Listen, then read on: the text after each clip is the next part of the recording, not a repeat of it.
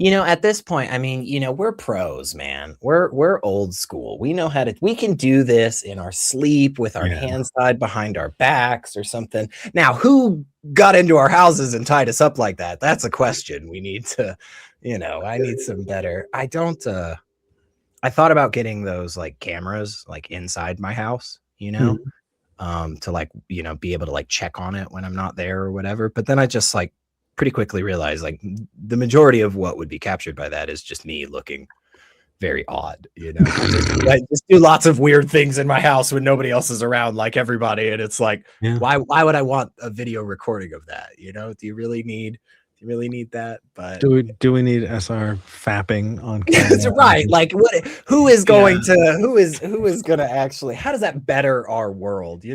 But I think that is just a great way to lead into this conversation. Hey Yes. everybody, thank you so much for hanging out with us once again. As always, we love to have fun and we love to talk about really super cool and awesome, interesting subjects. And today I have the perfect person to talk about 5 or 6 syllable words, because already in the title, I'm sure some people are looking at it going, I don't know what this is. Let's just skip this But one. let's This looks fucking you know, miserable. look, there's bound to be at least 6 people out there in the world that are interested in this, right? Or am I So aiming so too high? here's what I would say. That okay, so I know we're gonna get into it, but just to like preface this, right? I was talking to a friend who was telling me about a video that they were doing, and they're like, Eric, I feel like I'm just talking about obvious things to people who already agree with me. Mm, And what I told him is that the value, the real value is in being able to say things obviously. Um, you need to be able to synthesize on a to a level that, when you first hear a thing, you repeat it like a bumper sticker, mhm. and you have no knowledge after that. If somebody asks you a follow-up question, you're just a deer in headlights, and that feels like most people who watch one single news show. That's what they Yes. get. They remember the talking points and they just throw it at you, right? The next level of it is, oh my God, this is a whole lot of information. I don't know if I can handle this. I'm not ready to Right. talk about it. Then after that, it's, oh, I'm ready to talk about this. Mm. I'm going to give you a 10-page thesis Uh-huh. because the only way I can talk about this is this long, convoluted way. But the more you synthesize, you get to that next level and you can say it in 2 sentences. Yeah. Right? Being able to break these things down and then reformat them so that you can actually deliver it in a way that people can understand. There's so much value in that. So if you title this epistemic grounding and axiomatic grounding, right, and the tolerance paradox, Right. that is the worst way to do that ever. Right. Right. What we're going to talk about matters right now. It is 2026, and what Yes. we're talking about actually fucking matters to the way you live your life and the way you interact with the people in your life, the way you interact with the world around you. This is actually important information about and can change the way you interact with them. It is a good Absolutely. thing. It is going to build on something that we've been building together, Yes. and we're going to do some really good stuff with it. So yes, the title is intense. Yes, there are 8-syllable words. I promise you it's not going to be that bad. Stick around. Right. We're going to have fun. I promise.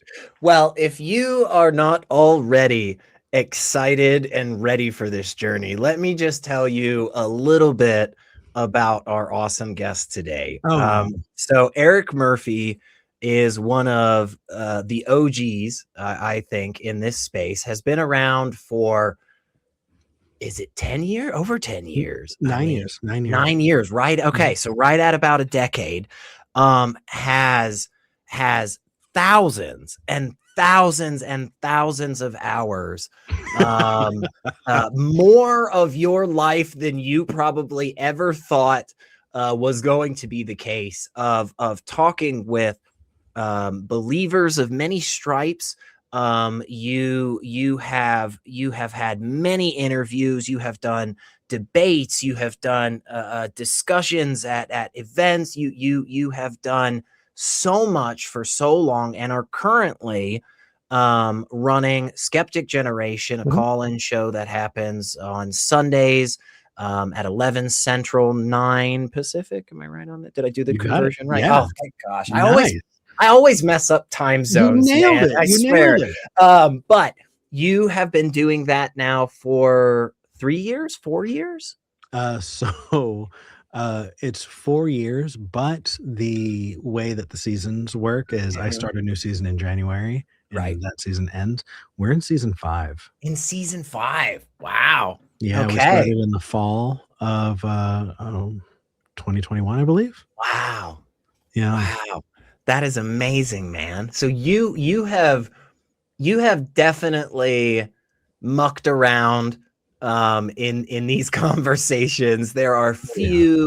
There are few arguments or lines of thinking that can be presented in this space, I feel like, that you haven't at least touched on in a little bit. Absolutely. So I'm excited, and it just so happens that you and I are good friends. We have Oh, of gotten to work course. together for a long time, and have had some of these fun discussions and conversations off air, where you and I get to battle some things out and Oh, and it's so learn much fun. together. And yeah, I I it's great. I feel like the best friends to have are the ones who wanna call you to the floor and go, "Let's," Mhm. because that's just where the meat is. That's where it's Yes, juicy. Like, that, yes. yes, absolutely. And I as a human being, Elliot, you're just an absolute sweetheart. Thank you, man. I think that the kindness that you showed me from the very beginning was suspicious. I gotta admit. I think I'd been around long enough that I was just like, "This guy, as soon as he's got his feet under him, something's gonna," but the longer you've been in the space, the more you've given to this space. Thank you. The more power that I've seen you get, the more you've used that power to lift up the people around you and to strengthen the community, and because of that, I am so grateful to call you my friend. Absolutely, man. Right Thank back you. at you. Thank you so much, man. And this was, when I said, look, I want to reach out, and I want to start bringing some people on, and having some conversations. One of the first thoughts that was so important to me was, I want to get into some things that we don't always talk about. I want to Yeah. talk about some stuff that Let's not may take calls. Let's actually, yeah. like, get into it. Yeah, and let's talk about some things that might make our side uncomfortable. Guys, we are not freaking perfect. We progress is never ending. Education is never ending. These are things that we should be regularly looking into the mirror Yeah, and checking about ourselves before we're pointing out the window and yelling about our neighbors. So right. if that's the idea, if that's the focus, I was like, man, I know Eric's got some good stuff to say. So So you're just to put that in Christianese, you're saying that skeptics should worry about the speck, mm, shouldn't worry about the speck in their neighbor's eye and worry more about the log in their own, that's right. That right? is exactly right. That is exactly right, Yeah. folks. So tell me something here. What's up? Um, why why did you ever get into this space to begin with? Why'd you Oh, ever start man. taking calls or reaching out to people? You've been involved with a bunch of different groups and Yeah. a bunch of different causes over the years. And what So, what was that catalyst? yeah, so I started off, just like most people, just lurking, I Yeah. spent years reading philosophy books, reading, about biology, reading about evolution, reading about, ethics, and just diving into things. And I had my favorite podcasts. And one of my favorite podcasts was The Atheist Experience. I loved that show. And when my family was moving to Texas, I was like, I want to go and I want to volunteer. So I went and I started volunteering. I became a volunteer at the ACA, Atheist Community of Austin. They were great to me. I wound up becoming one of the core call screeners. And actually, part of the story I'm going to tell today has to do with that time. Yeah.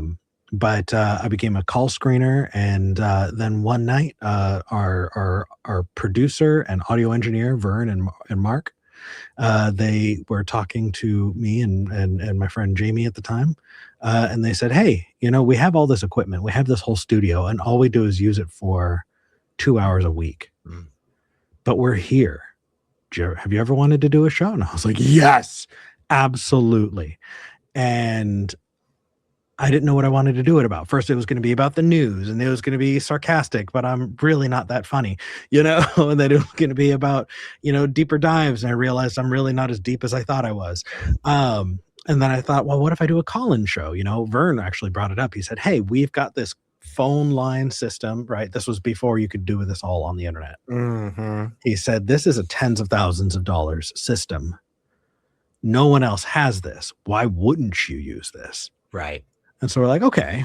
And so I thought, what if instead of, the thing that would make Talk Heathen, which is what it became, Talk Heathen, different, is that there would be ongoing conversations. Callers would call in, and unlike on the Atheist experience, where it's one and hang up and go, Right.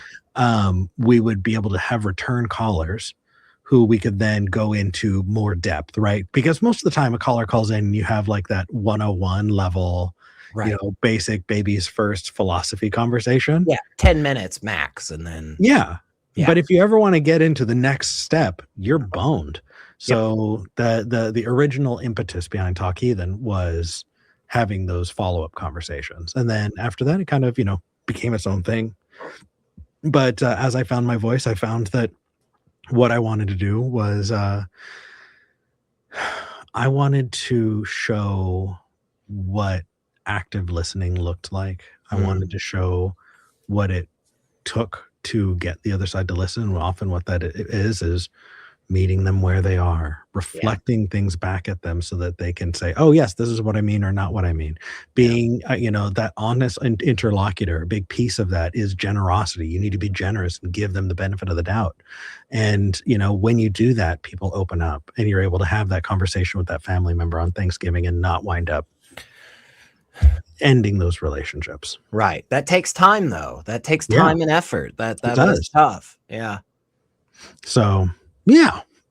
that's what kind of that was 9-ish years ago, and you're still doing it, man. Oh yeah. That's amazing. That's amazing. Yeah. Man. I know we want to get into we have some cool topics. We have some cool things that I'm excited to get your thoughts on. And I don't know where this is going to go, by the way, folks. Eric has some ideas and he's going to throw them out, and I'm really super interested. Before we move on too far with that, I want to ask a question to you, because I think you're a really good person to ask this question to. Sure. There's many people in the atheist space, which you and I both definitely reside in, at least in some part, right? We've got a foot in that camp. We've got a foot in a science camp, a skeptic camp, all these other things. Okay. One of the things that I have heard here and there as a criticism thrown at the atheist camp is it just seems like we just don't talk about God that much. Like, it feels like lately, Eric, we're talking about all these other things that just aren't as important, Like what? Well, some of the criticism that I've heard, right, can relate to abortion access. What does that have to do with whether or not a God's real? Pride parades, in June. I mean, what does that have to do with whether or not God? Immigration and absolutely. what does any of that have to do with, you're a longtime person, you're in this space, Mhm. you've talked with a lot of people, both religious and non-religious. Is there an answer to that? I mean, help me out with that. Is there a reason why we spend seemingly so much time talking about all of these, superfluous topics? Why not just talk about the Bible and how dumb it is? Absolutely. Okay. So I think that like the atheism piece Mm-hmm. is what got a lot of us into philosophy. Mm. And I think my entry point into a response is in philosophy. Uh-huh. I did a lot of work breaking down the thought stopping techniques that kept me rooted in a faith that was awful. And what I learned is that the tools that I'm using to break my world apart and understand it is my epistemology, that epistemic toolbox. I've talked about it for years. Yeah. And every time you get a new piece of information, you reach into that toolbox, whether you like it or not, to Right. understand that new piece of information. And so as you strengthen those tools, now you have them. So if you have been breaking down, I don't know, gosh, just name one. How about the argument that God is all knowing, and so how Mhm. dare you question God's Right. brilliance when your tiny insect human mind can't wrap its head around it, right? That was a thought stopping technique. Mm. And so I wound up learning how those things were fallacious, how we stop our brains from working.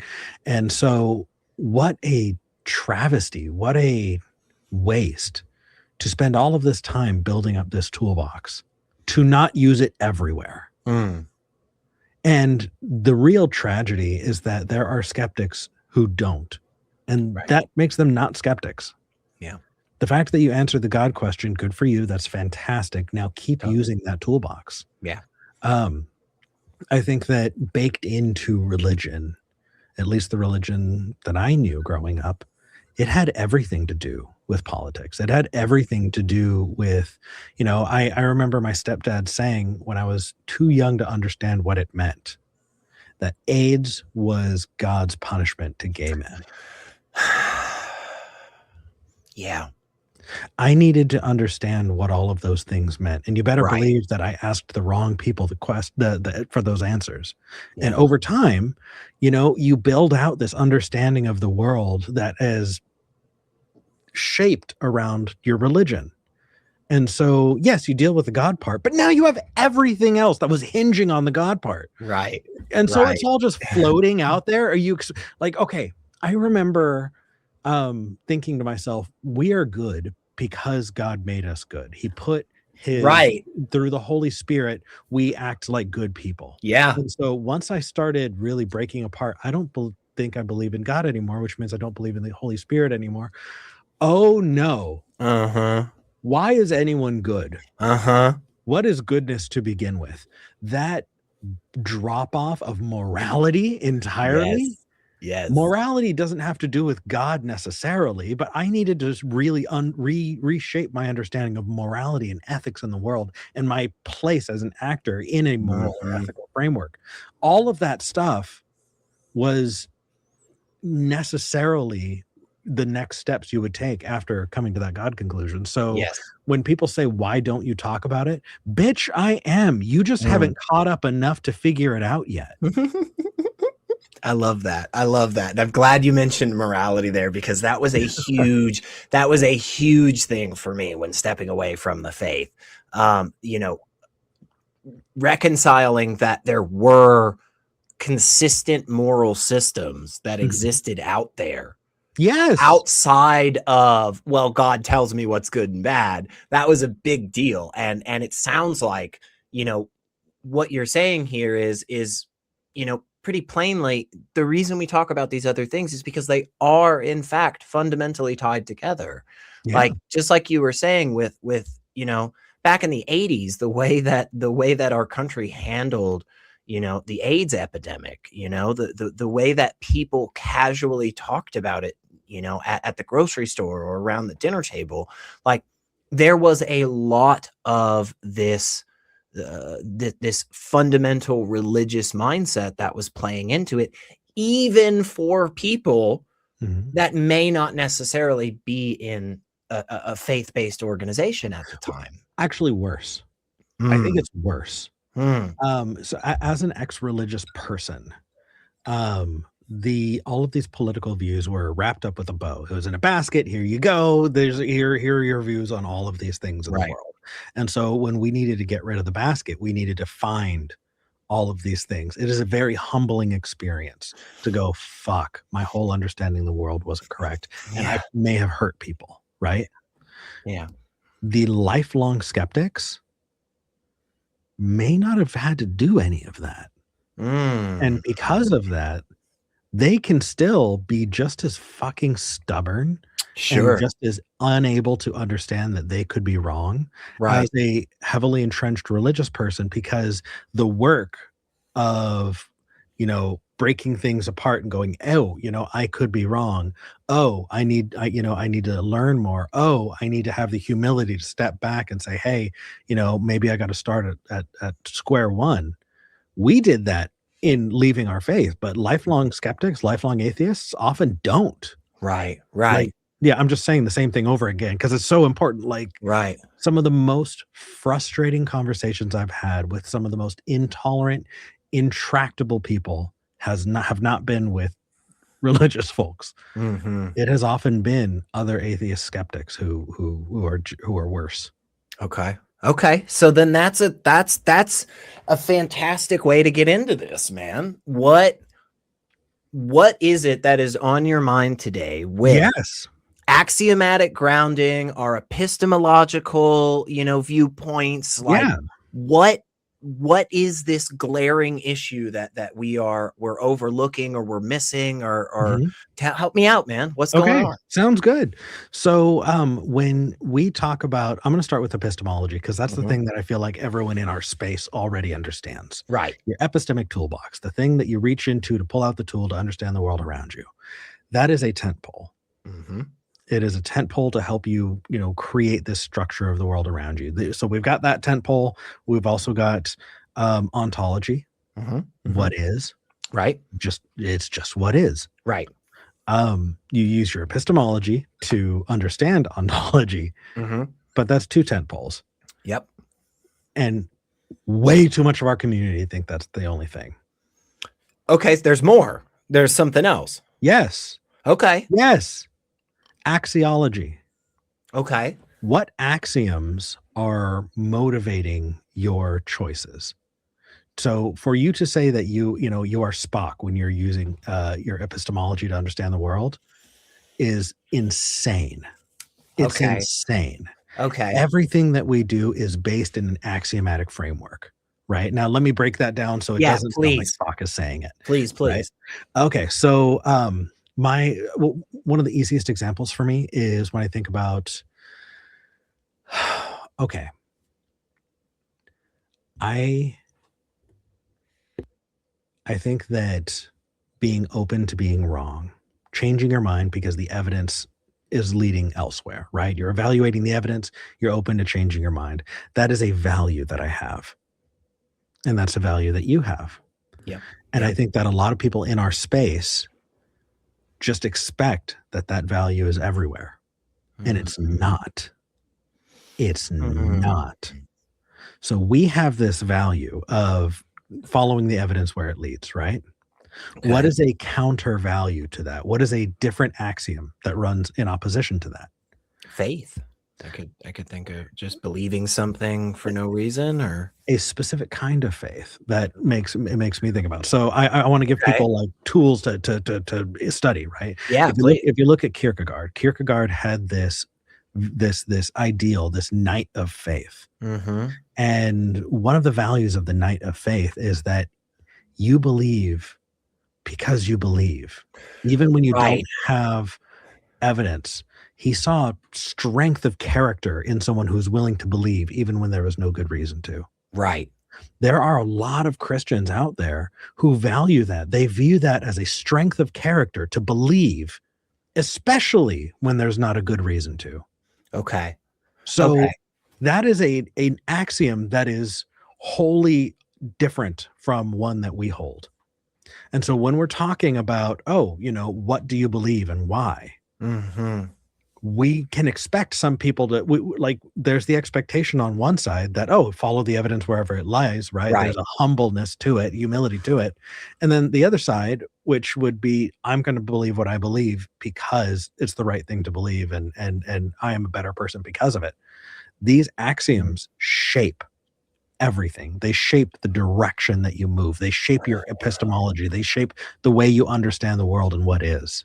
Right, because that would radically change the evidence that, or at least it feels like that could potentially radically change the evidence that you would accept as being sufficient. It's Mhm. kind of like, I tend to value consistency, like you were talking about earlier. Once we've done all this deconstructing of our faith and the Bible and the church, like, Mhm. why aren't you using those tools everywhere else? Be consistent, right? Yeah. I value that, but if somebody doesn't, if somebody, just as a hypothetical, let's say, were to be on camera saying that they would never, ever, ever, ever do something, and then literally a year or 2 years later do that thing, like, and they don't care about that. They don't care about consistency. So, like, we're just on Well, opposite ends of the spectrum. not maybe. I don't want to. So you play D&D, right? True neutral. True neutral Yeah. is Okay. the axis, right? It's a morality that's entirely off the grid, right? Um, like what you just described is rationality. Are you internally consistent? Mm-hmm. And saying some people don't value rationality.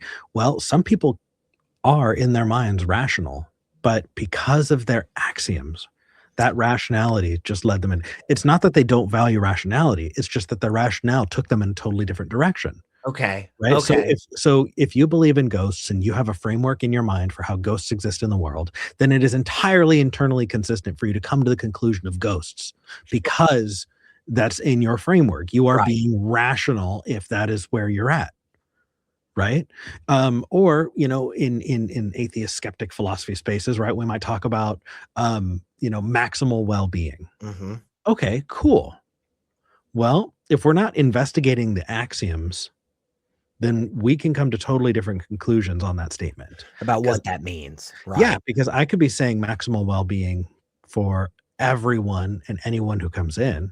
Someone else could be saying maximal well-being for their tribe. Right, right. They could have a much narrower definition of what that, and again, you're saying that has nothing to do with, the nature of things, the No, ontology, that has nothing to do with how you understand the nature of those things. That is its own separate category, axiology. Just absolutely. the values. That's that's not something I that's not something I feel like I've heard a bunch of people talk about. I No, don't and there's a please. like this fundamental misunderstanding, this fundamental blindness to what an axiom is undergirding a lot of the annoying conversations that we have in skeptic spaces. Yeah. So, go ahead. Well, no, no, no, please, please, please. I think I might take us somewhere else. Please go ahead. So I wanna take this to where, the core of this conversation is, because I want us Mhm. to play in this space. Um, the paradox of tolerance. Yeah. So, for I anyone. value tolerance. I feel like tolerance is maybe potentially one of my axioms. Like, that's a good thing, right? Like, charity, I feel like, is under that. Like, again, Mhm. like that well-being concept. Or is The there a ac problem with that? Well, the axiom there that we're assuming is one ought to be maximally tolerant, right? Okay, I like that. Let's go with that for a second. Or Yeah, one let's w go with that. and so maybe we can talk about like the nuts and bolts of what is tolerance.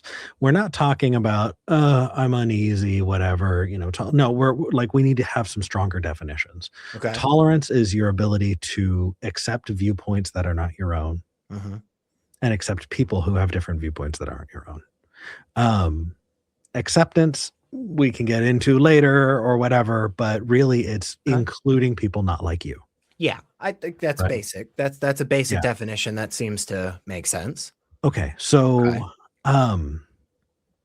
what Karl Popper said was that to have a maximally tolerant world, which is what our goal is, right? Mhm.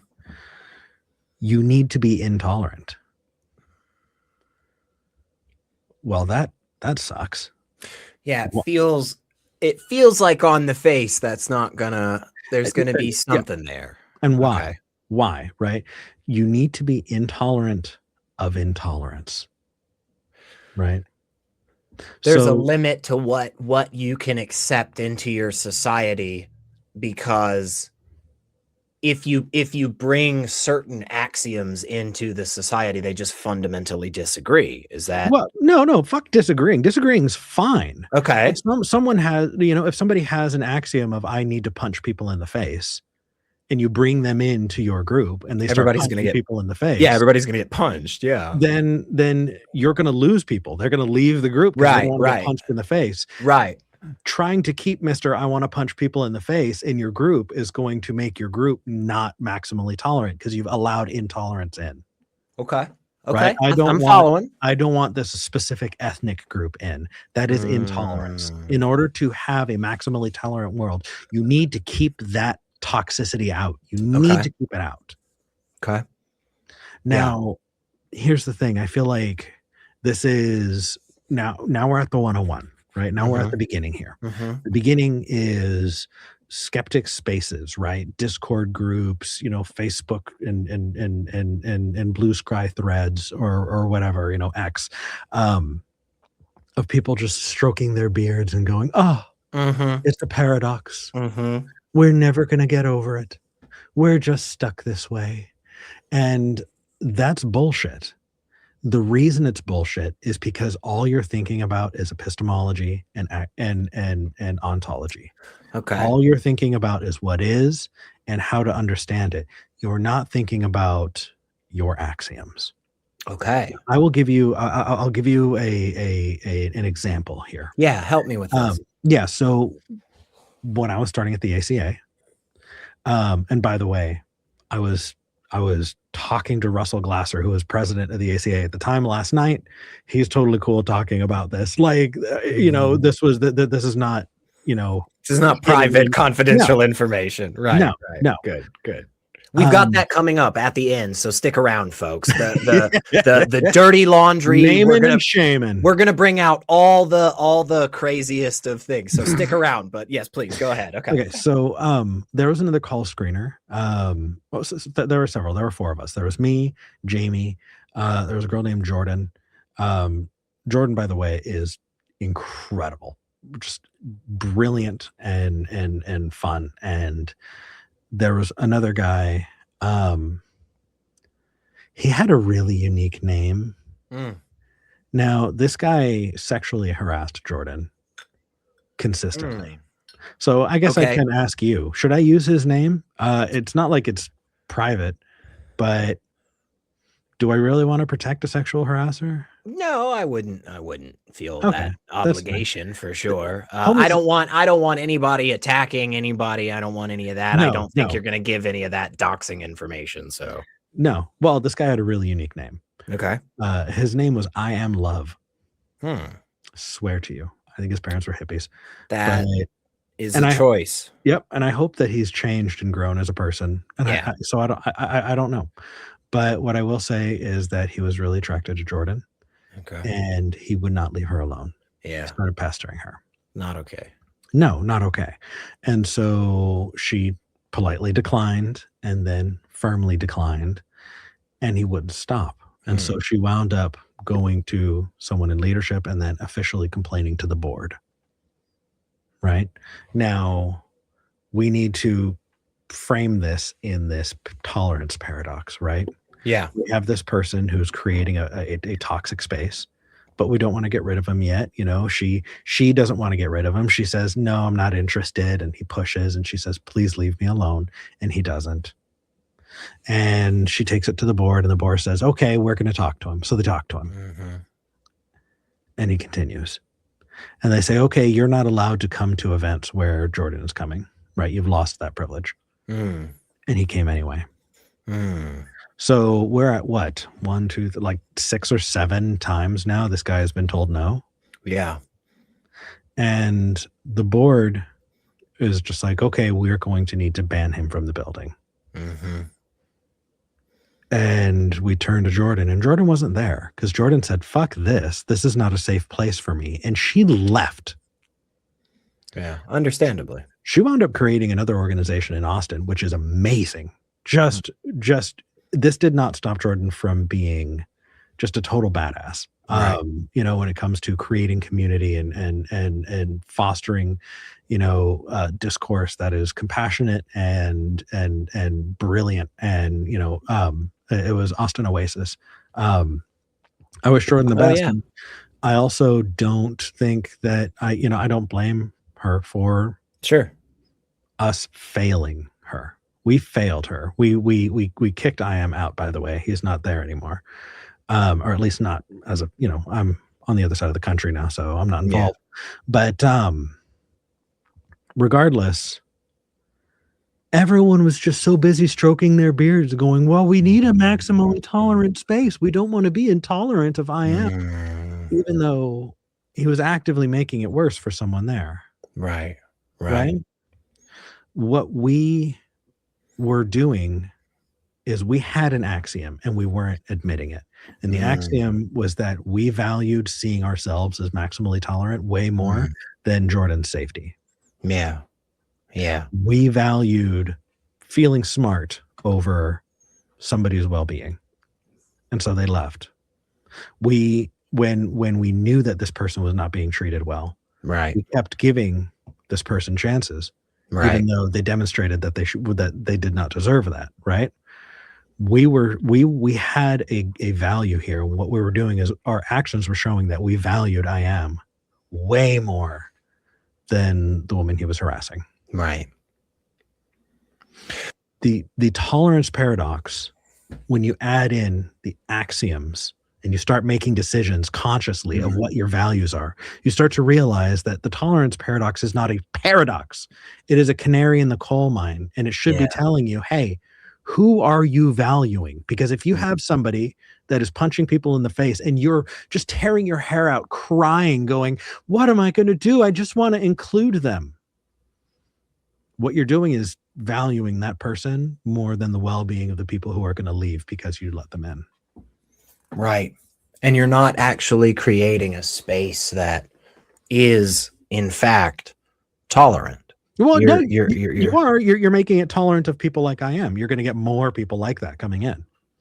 But then, I guess it's not it. I keep going back to this thought of like, well, it's not really a paradox. It's just that what happens is you lose all of the people when intolerance is, when that axiom is being presented so regularly and so egregiously. All it does is it drives all of the other people away. It is a paradox if you understand it in a very specific framework. Okay. And this is a framework that I think we all need to understand. Way too many of us view ourselves as the main character in the story. For sure. Oh, for sure. Yeah. Okay. A lot of us will go through some major event or be a part of some major thing, and they'll go, oh, here's what I learned. Here's the lesson. Right. Fuck you in the lesson that you learned. What did you do? You know what I mean? You're not the main character. I feel like people who say that this is a paradox, it's only a paradox because you're the main character. You need to be maximally tolerant. It's a paradox to you because you don't want to kick anybody out, because you don't want to safeguard the people in that society. And so you're not willing to be intolerant of intolerance.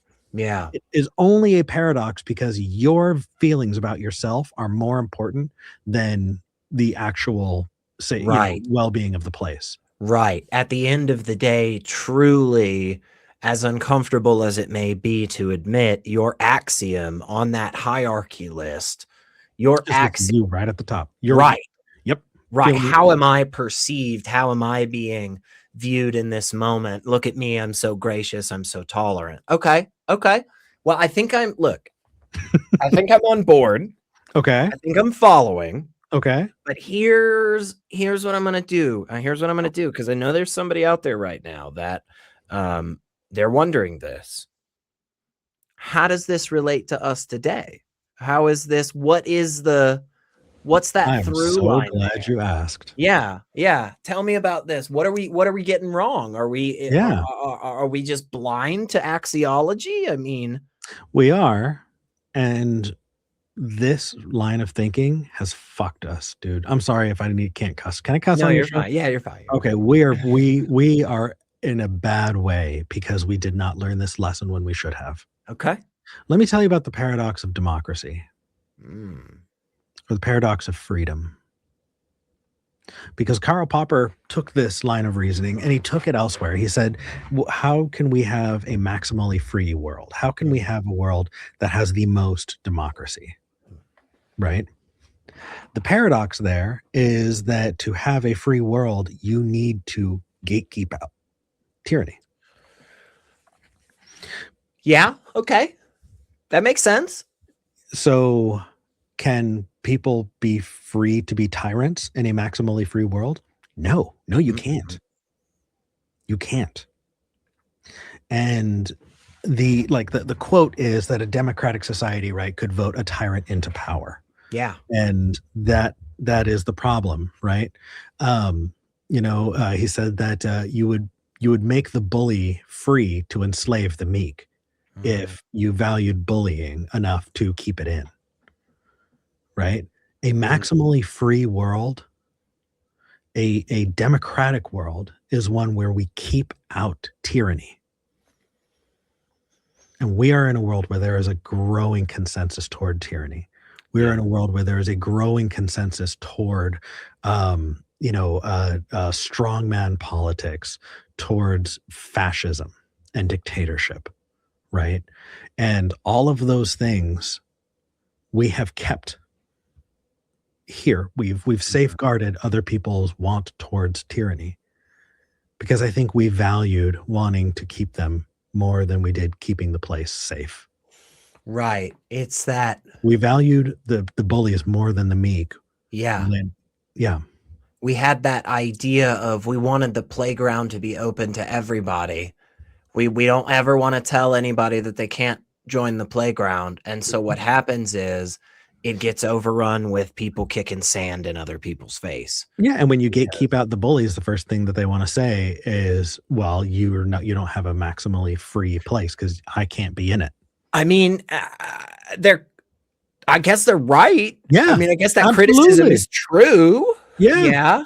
It's and just, if you value the people on the playground, you need to keep it that way. Right. Because otherwise, at the end of the day, again, back to that hierarchy of axioms, it really means you don't actually care about the well-being of the people on the playground so much as you care about the perception of being maximally tolerant in this playground. Okay. All right. Okay. I'm on board still. All right. So it is in the best interest of the bullies to lock people down with the paradox of tolerance. It is the best interest of the bullies to keep us scratching our chins and going, it's a paradox. We're never going to solve it. The only people who benefit from that are the tyrannical. The only people who benefit from that are the intolerant. Yeah. Okay. And it is sounds a thought-stopping technique that is not religious. It is a secular thought-stopping technique that only helps fascism. Right. And this is where what matters, as you're saying, if I'm understanding, what matters is that hierarchy of values, again, that we all have, whether we know it or not. And one of the struggles, it sounds like to me you're saying, is that has not been what we've focused on and what we've talked about. That portion of what causes us to accept certain conclusions or behave in certain ways or allow certain, actions from other people, that kind of really is seated in this space of axiology, not so much the epistemology or ontology of it. Correct. Okay. So then, all right. Well, good. If I'm understanding up to this point, then here's the real work, Eric. What the hell do we do with that? How are we supposed to?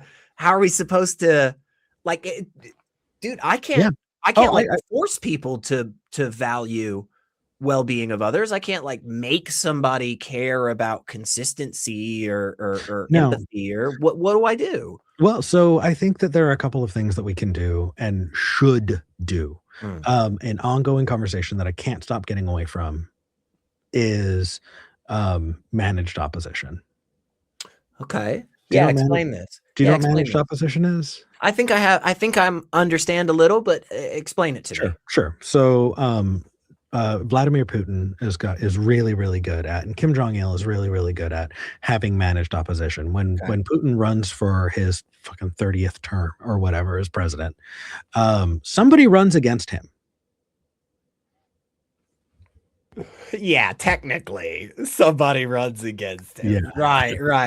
If people are listening to this as a podcast, explosive air quotes, you guys. Yeah. That is not actual opposition. That's managed opposition. You keep the aesthetic of democracy when you maintain your opposition, right? I feel that, and this is my politics, I feel that the Democratic Party is not equipped to handle the current administration because they've become managed opposition in a lot of ways. Now, here's where our axioms comes in, right? Here's how we use these tools to better handle things. There was a video that I was watching on fascism as a couple of years ago, and they were saying, "Oh, right-wing politics, it's reactionary, and we on the left, we don't react this way." Right? That's really great for the people currently in charge. But when you moralize being reactionary, then when time comes and you reasonably want to react, you have moralized that option away. Yeah. Now you look like an asshole, honestly, because or you stand on your values and you have no way to stand up to what's happening because you value not being reactionary a whole lot more than you value pushing back. Okay. Yeah. You don't ever actually make any progress because you'd rather, again, look good than make any change in the world around you. Okay. I think that, I have, and we all have different feelings about the Second Amendment, which is the right to bear arms. And I think that the left has absolutely moralized away the idea of arming themselves.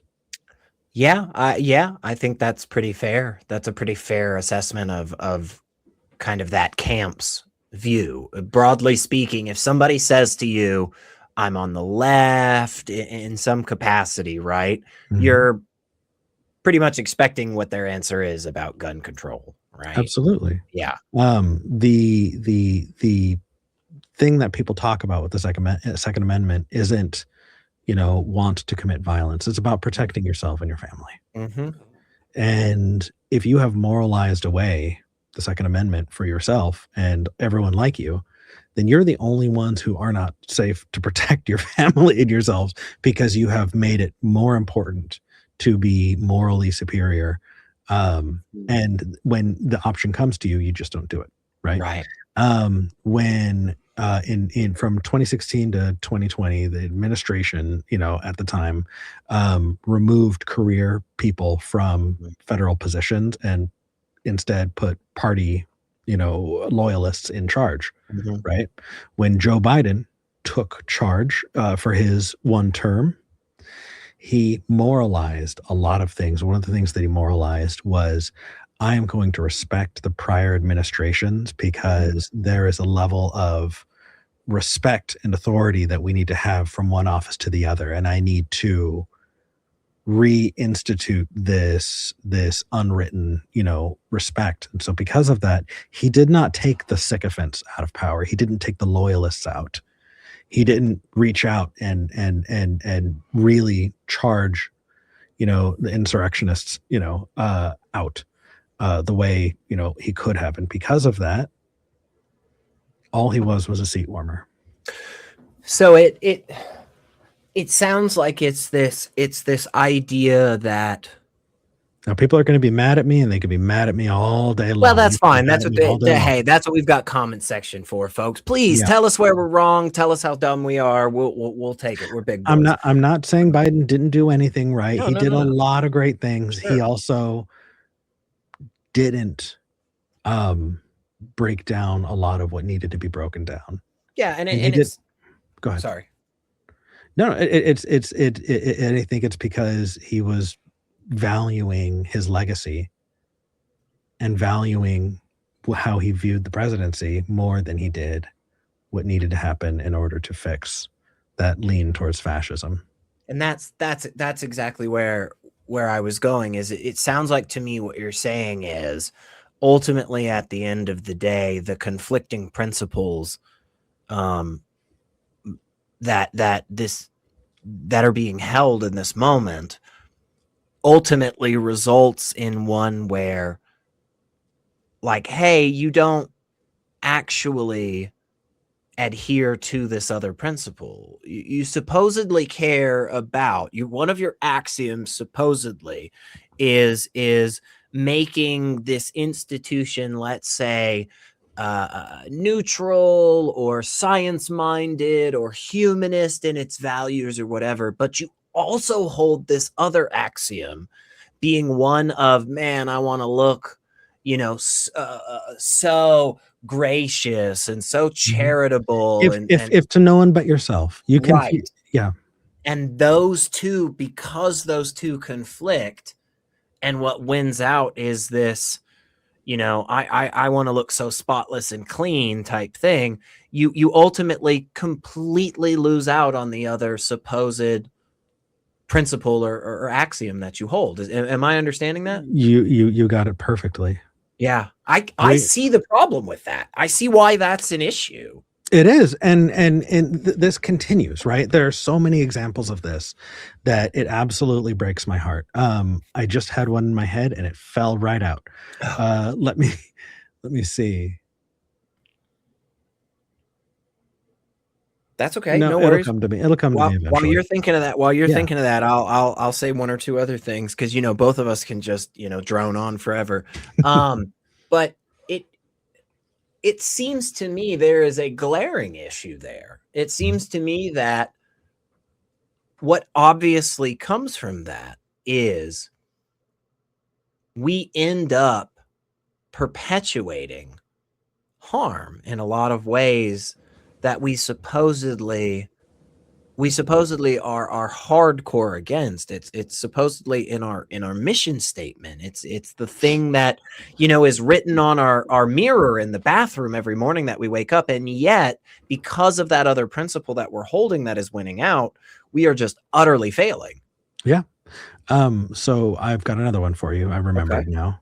The myth of the enlightened centrist. Oh yeah. This is I've heard this concept before. Yeah. Tell us about it.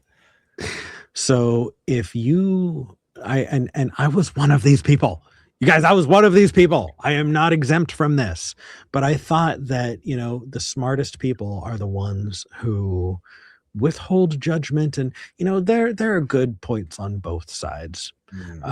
If you value sitting on the fence, what you are not recognizing is that the fence is always moving. The fence in this example is called an Overton window. An Overton window is what is politically in the center. Now, when it comes to politics, things are always moving from one side to the other, right? Maybe society is becoming more, liberal, democratic, and then, it becomes more conservative. Sure. That center is the fence, and you need to actively move with it to say you're still a centrist, right? What is it grounded in? It is grounded in seeing yourself as enlightened more than being grounded in another thing. Now, I think that when I say intelligentsia, do you know what I mean? Yeah. Yeah. So I think that skeptic intelligentsia has this problem. Skeptic intelligentsia We want to be values. seen as neutral. We want to be seen as enlightened. Yeah. And the enlightened person, cares more about calling everyone else out and saying, I'm somewhere in the middle. Right. Now, compare that to Black intelligentsia. Mm. In the African American communities, they have had an axiom that has been strong for generations, and that axiom is liberation. Yeah. And when you have a strong axiom like liberation, it turns out that it is able to ground you in a way that, self-styled enlightenment never can. It is because we value patting ourselves on the back that we become pawns in this. And this is not, by the way, this is not just speculation. Historically, people who are smart enough to understand this talked about it. Who was it? Goering, I think. He was the primary propagandist for the Nazi Party. Right.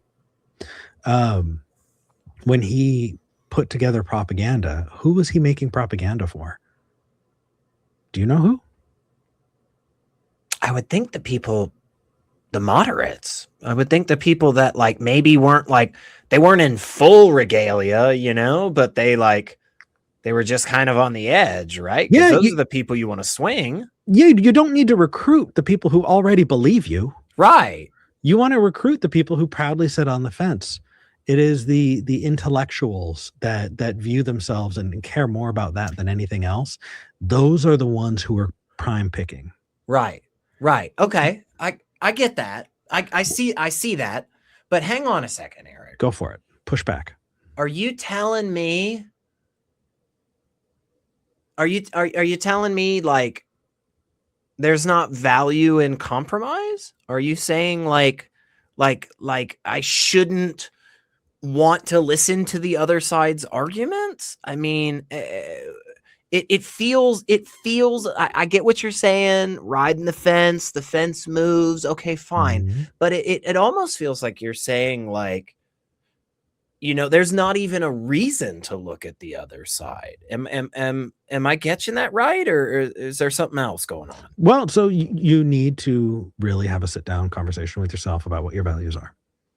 It really, it's just that important, because the people that you're listening to probably do have their values together, or at least enough that you're not understanding it, right? The group, that kind of intelligentsia that's up for grabs, got grabbed, and they got grabbed through podcasts like Joe Rogan.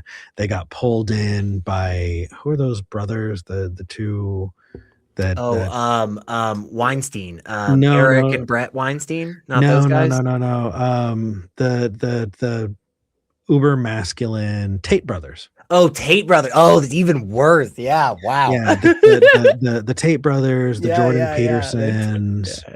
Right. Like this is kind of this intelligentsia, right? Okay. These folks who view themselves as intellectually superior, who are absolutely getting sucked in by people who are going to tell them, yeah, you're intellectually superior.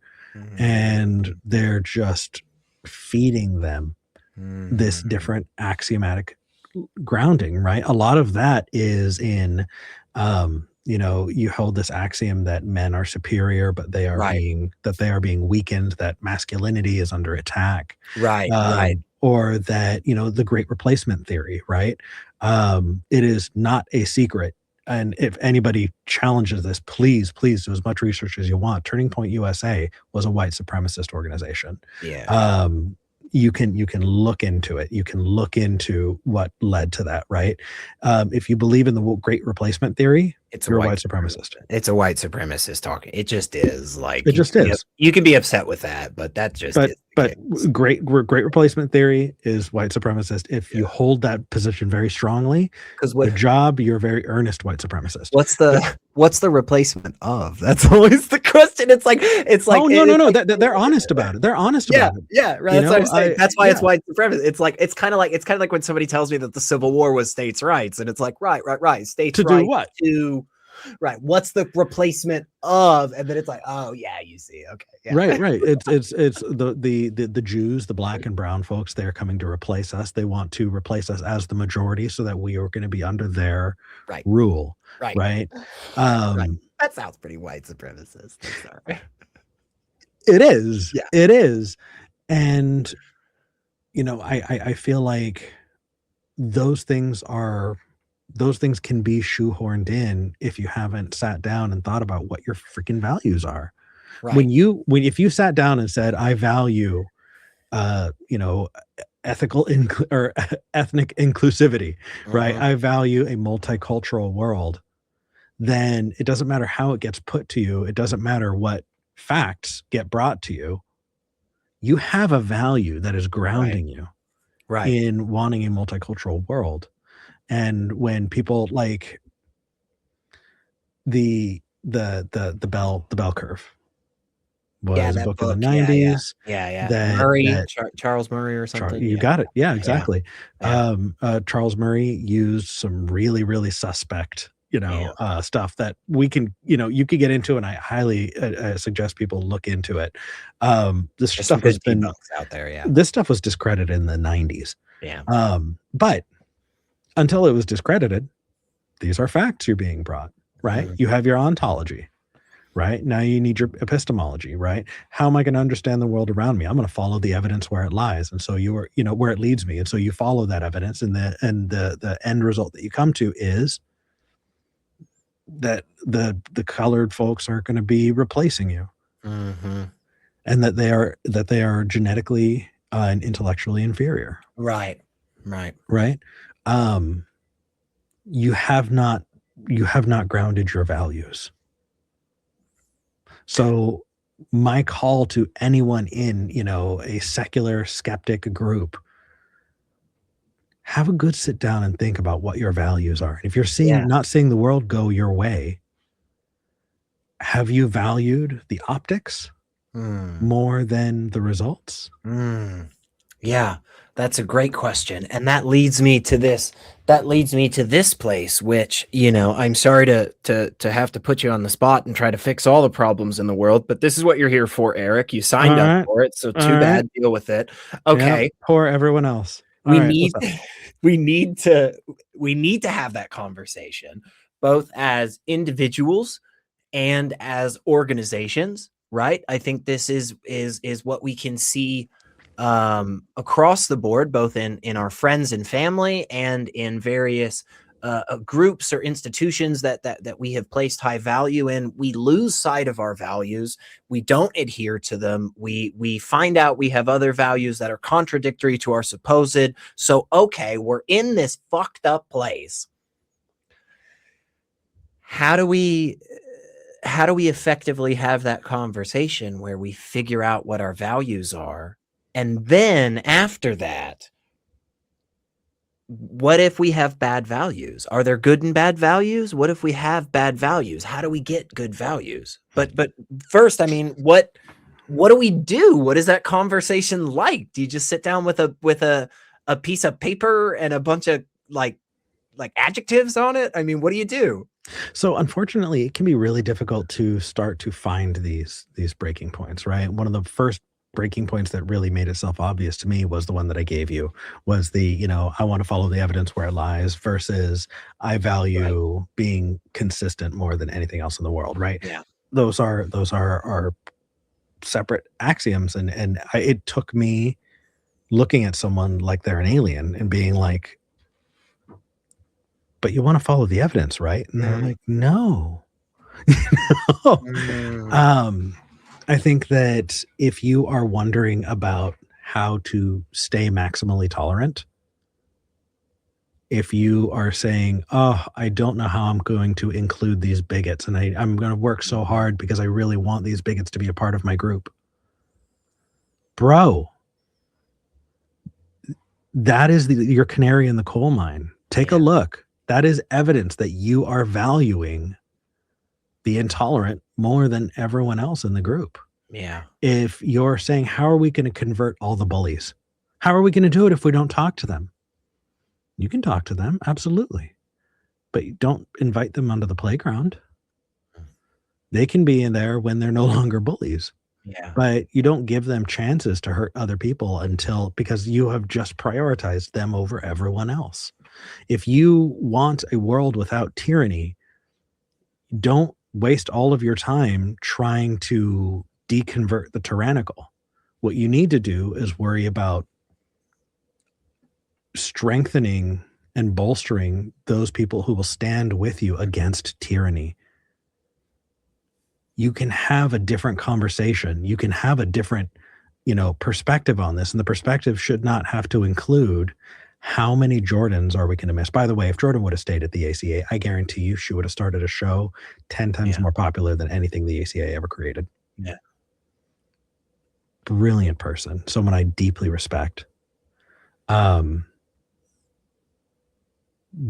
feel like the atheist community, skeptic community, lost out because we went, how many Jordans do we need to lose before we're willing to say goodbye to one I am?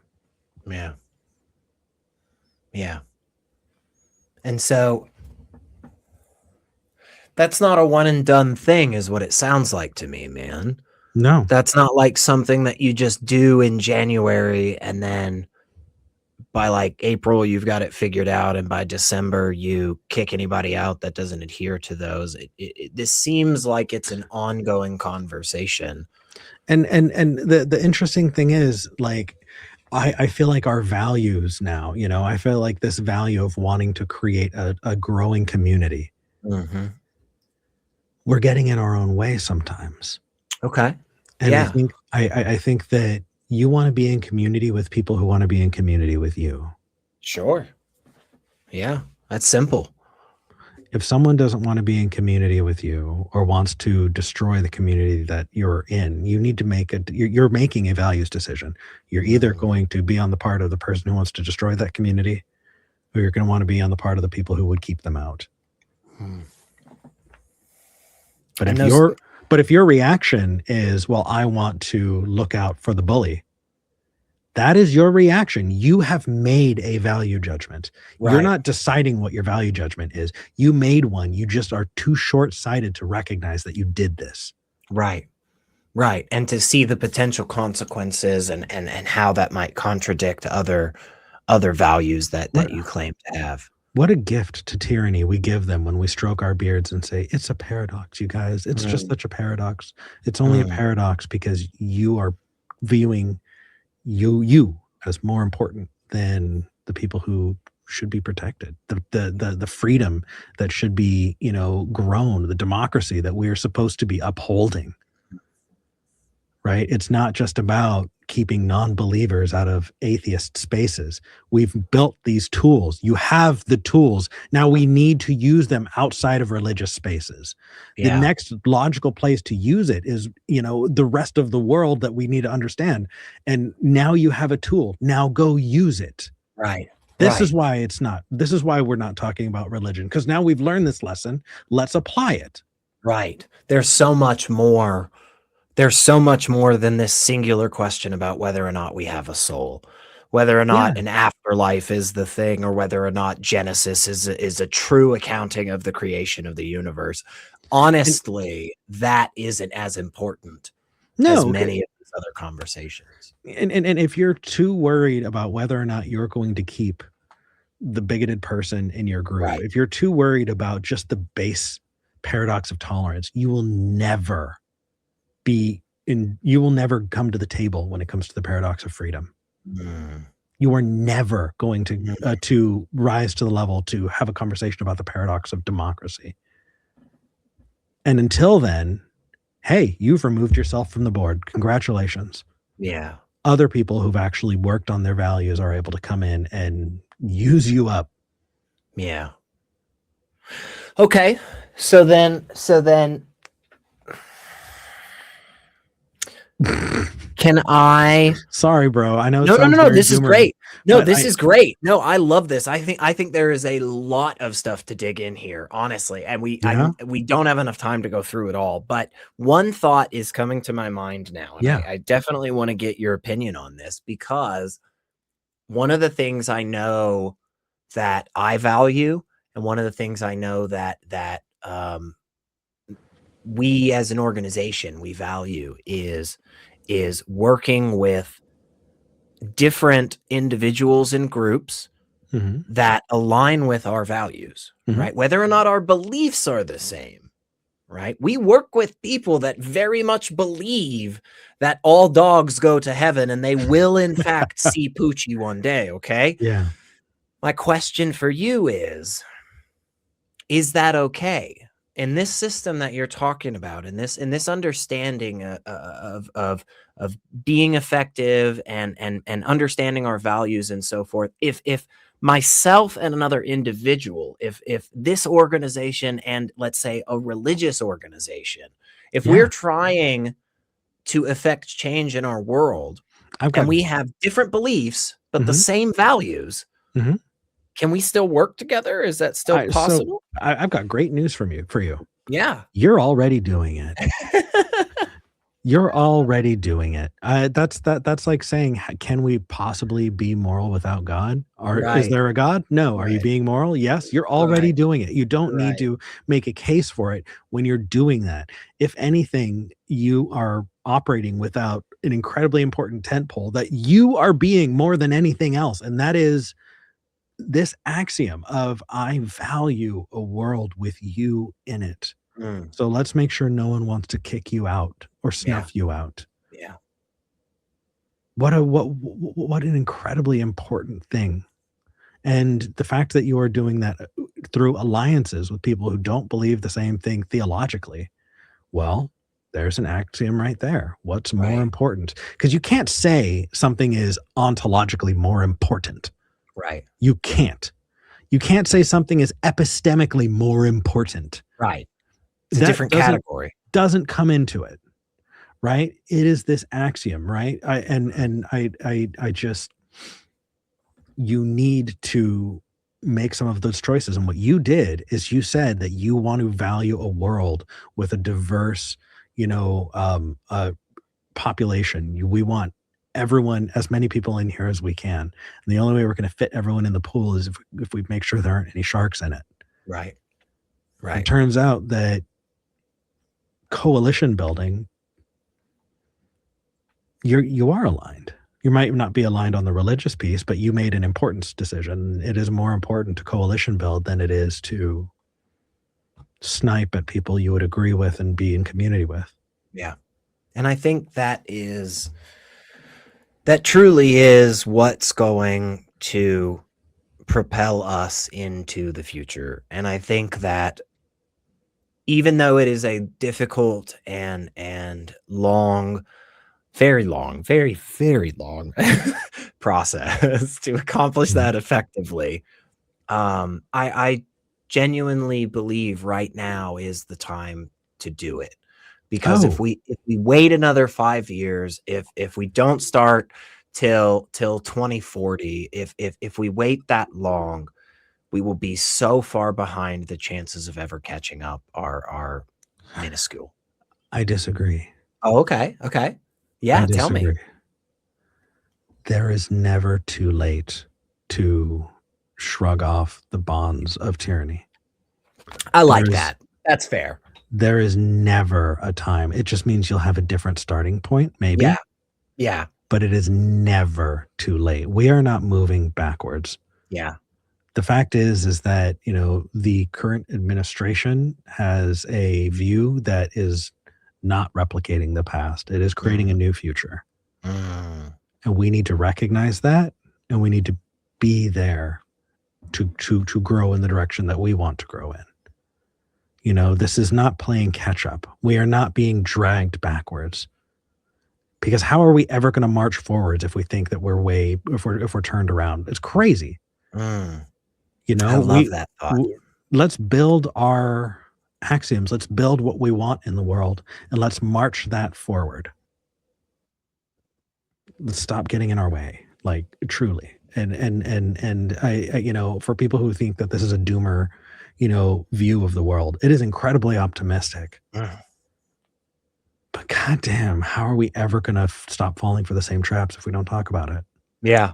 No, I think, look, I don't know about anybody else right now, but in the last 5 minutes, dude, I've got this freaking surge of energy in me. I loved that thought. I love that. I was like, oh shit, Eric's gonna push back. What'd I get wrong? And then you're like, no, man, think about it like this. And I'm like, you know what? Actually, that's a fantastic point. Like, yeah, that is a fantastic. It is all now is always the right time to minimize harm. Now is always the right time to include people. Now is always the right time to push back against tyranny. And yeah, I love that thought, man. It's every second, every day. When it doesn't matter. Like it is the time right here, right now. I like that, man. Well, I like that view. Well, because from that viewpoint, like, if a thing is too late for you, that doesn't mean it's too late for the person next to you. Yeah. Too late has this view that there's like a stopping point. Right. The world's going to continue without you in it. So if you decide it's too late for you, that's fine, but you don't get to say it's too late for the person beside you. I love that, man. I really do. I think that's awesome. And the good news is I do think there are some signs out there that indicate that things are going to get a little bit better. Mm-hmm.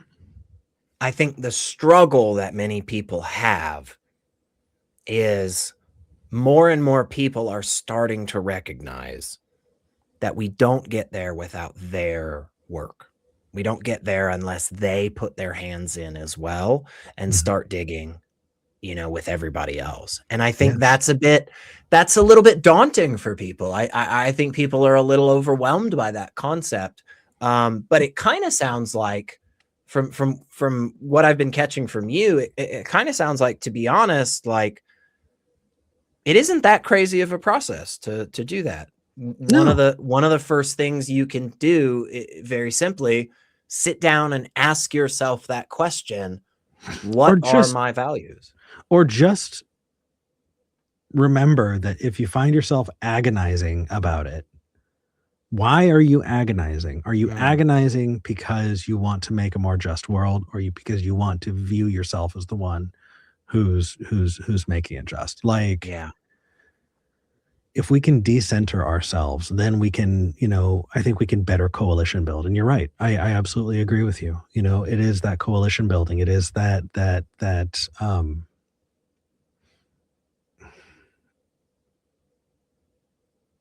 solidarity with your neighbors that is going to give us the strength to move forward. And moving forward, can look a lot of different ways. Again, there's not a set path. And right now, you can move forward without changing the government at all. Find people who've had their SNAP benefits taken away and make sure that they can eat tomorrow. Right. Find people who, have had, who had their car repossessed and help give them a ride. Yeah. Little tangible things like that can make the world around you better. Those go a long, long way. Oh yeah. I mean, just view it as activating them. Yeah. If you are so in fight or flight survival mode, there's no way you're going to be able to set your own eyes on liberation. Yeah. Right. So if you can help someone with their lift, you're freeing them up to have those deeper conversations. I love that, man. I love that. Dude, I think this was a really awesome chat. I had a really great time. I feel like I couched the important stuff behind things that a lot of people are going to turn off the podcast before they get to. You know what? So that's on them. That's on them, because if they have turned off this episode before this point, it means that their values are misplaced. And if you are still here at this point listening, it means you must value being super awesome and good looking and smart and funny and all of that. Yeah, no, I can pander. I can pander, folks. Hey, by the way, let me remind you, we are a 501c3 nonprofit, tax deductible organization. Send that money because I said such nice things about your pretty face. No, but really, dude, I loved this. I thought there was a lot of really good stuff that we touched on. Very dense material, but very palatable in so many ways. Stuff that felt really close at hand. It didn't feel like we were ever drifting off into high level stuff. It felt to me like this was all right here at the dinner table, man. And I love that. I'm glad. Again, right? You can take the abstract and show how it is imminent. You show, Yes. right? And this is one of those conversations. So if anybody says, "Oh, the paradox of tolerance," we just never. No, that's your canary in the coal mine. Have a step back and realize that when you're doing that, you've already made a choice, buddy. It's probably not the choice that you want to admit to. Yeah, and that's tough. That's tough, but that's what we're here for. That's what makes us better, and that's what makes our world better. And it honestly, it may be the only fucking thing that ever has, right? I mean, it may be the only thing. We're going to have all the links and stuff in the descriptions, but tell everybody where they can get more of your awesome voice, more of your gorgeous face, man, and all of these great thoughts. There are thousands of hours of me on the internet. Type in my name, Eric Murphy. I've been on a lot of things. If you want to support me and check out the small but wonderful community that is there for a call-in show every Sunday. It's called Skeptic Generation. You can find that on YouTube. And also as a day job, I'm a video editor, and so you can see a lot of my work on channels like Genetically Modified Skeptic. I'm the editor there. Also, I've been doing work for Antibot, and I've done work for a bajillion. If it is a big atheist YouTube channel, I've probably done work on it in the last couple of years. Yeah. Your hands are all over everything, dude, and it's awesome. I'm enjoying being on the back end of the camera and not necessarily in front of the camera as much. Yeah. The attention's not always fun, but being able to help is still important. So. It's nice to be in that spotlight, isn't it? It's just it's so fun. It's so it is for a little bit, and then maybe you just want to find other ways to be active, and I'm doing that too. So if you want to find me on social media, tough luck. I am not on Facebook. I am not on X, Twitter, Blue Sky. I am safeguarding my peace and trying to save that energy so that I can be involved in and do the things that I want to do and not have a panic attack. Yeah, that's good, man. That's good, brother. Take care of yourself for sure. And everybody else out there, y'all, take care of yourself too. You know all the things to do, the like, subscribe, whatever, all that jazz. Thank you so much again, brother, for being here. I really, really have so much fun, and I can't wait till we're back on Skeptic Generation together. Definitely. Taking calls, man. So. All right. Hey, thank you for having me. I really, really appreciate it. It's always fun talking to you. Yeah, of course, man. And now is the time for all of you dedicated viewers who stuck around for the dirty laundry. Eric and I are going to be bringing out the most private information with receipts. Get ready. Time? It's happening right now. Stick around, folks. This is going to be... Yes, first thing we're going to talk about,